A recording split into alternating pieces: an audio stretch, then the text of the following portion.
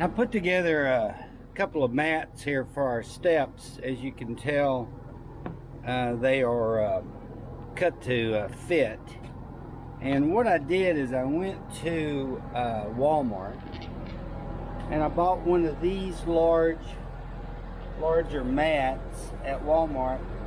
I actually bought 2 of them, and then I measured the steps and actually cut one of the mats to fit these steps. And it was amazing. I only had about maybe, I don't know, maybe a 1.5 inches of waste from cutting these mats to fit the RV, but it really works well. You can just lift them up and take them out and shake them, and they clean up real good.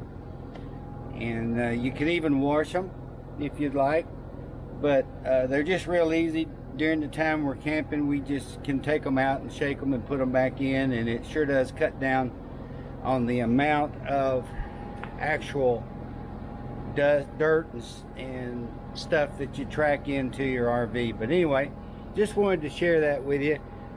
Quick way to come up with some mats for the RV. And this mat down here, we just set out here at the end of our steps, and it catches a lot of the debris.